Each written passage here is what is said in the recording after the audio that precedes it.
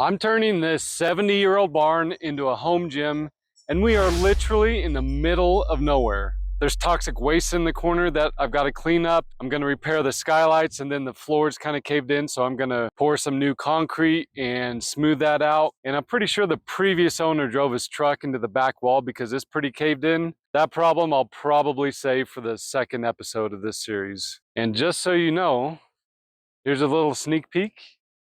It's already finished. If we can get this thing fixed up the way we want it, it'll be the nicest gym in the entire country.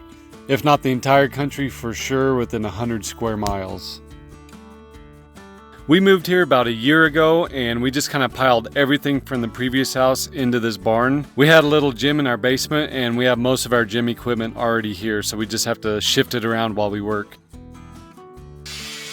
I keep calling this thing a barn, but technically it's a Quonset hut, but us simple folk out here just call it a round top.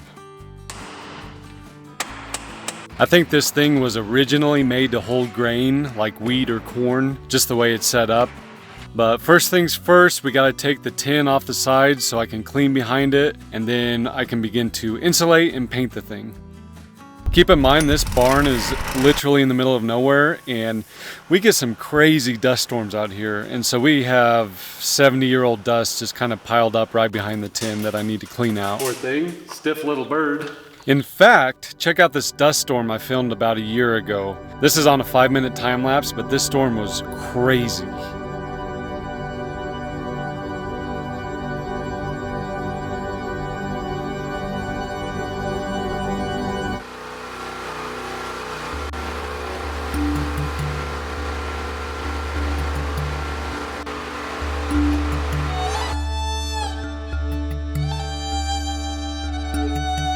This whole wall was originally tin, and I was just going to insulate it and then re-tin it, kind of like how I'm doing on the sides. But I think what will look better, it's gonna be a little more pricey, but I'm gonna put wood all up on that side. The other day it rained, and I noticed there's leaks everywhere. So I'm gonna have to seal up every single nook and cranny and crevice and seam, and where the screws are, all of that has to be sealed up. I don't know how many tubes of silicone we used, but by the time we were done, it was probably around 20 or 30. We went kind of overboard on this, but the tin is screwed together by screws, and then it's nailed on the outside. And so we sealed up every screw we could find on the inside, and even on the outside, we sealed up every screw head and every nail that secured it to the frame of the round top.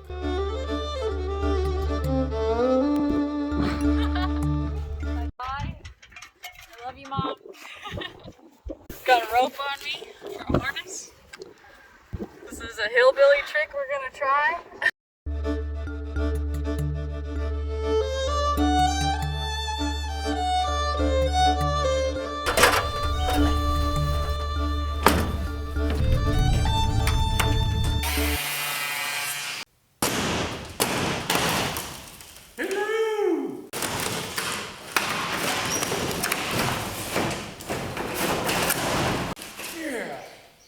It's time to bust this one out.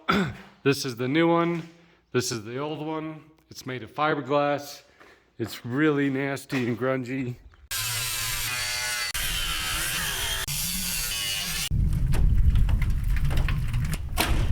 So we went shopping all around trying to find the perfect skylight. None of them really fit this stuff. This barn is just way too old, and it just wasn't gonna work. It was just the valleys and peaks were way off. What we did is we got stuff, which I've already put up here. It's just a single wall, but there's cells in between there. It creates an air gap, which is really good for insulating.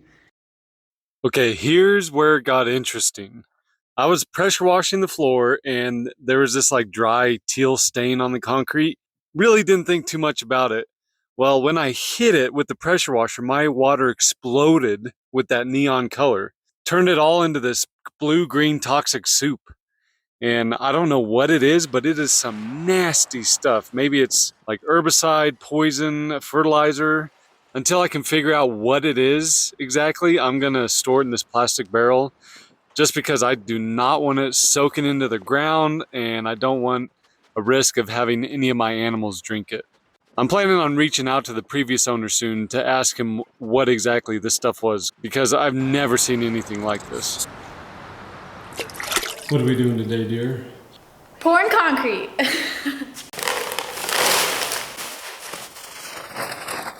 In front of the barn here, the floor caved in after probably years of abuse of just driving tractors and trucks in and out of the thing. The floor just couldn't hold up. It slowly eroded and just caved in, and so I'm gonna pour some concrete in hopes of leveling the thing out a bit.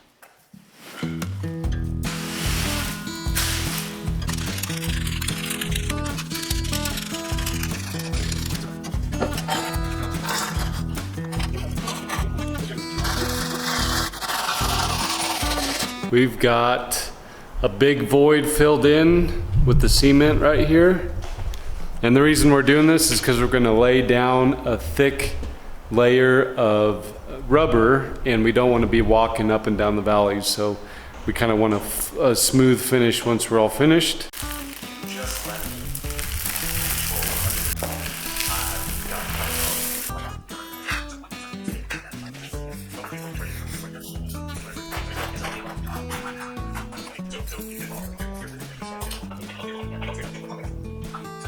For this part, I used self-leveling cement, and it was kind of expensive, so I just kind of used some gravel and poured it in the cracks to see if I could kind of take up some of that volume, so I didn't have to spend so much money on the self-leveling cement.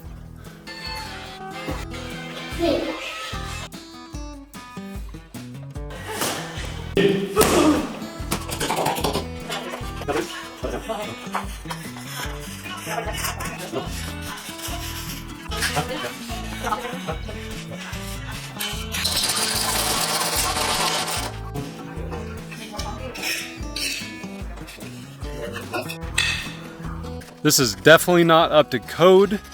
We're not going to be driving anything over top of this, so it really is just to serve as a way to level out the low areas in the floor, so when we lay the rubber mats over top of it, you can't tell.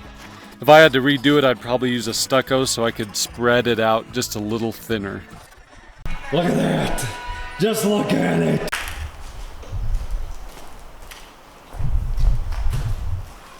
In the next video, I'll be painting the tin, insulating the whole barn, and repairing the smashed back wall. Make sure you guys watch that video because things start to get a little sketchy. Whoops! If you want to see this barn fully finished and turned into a gym, make sure to subscribe so you can see our next videos.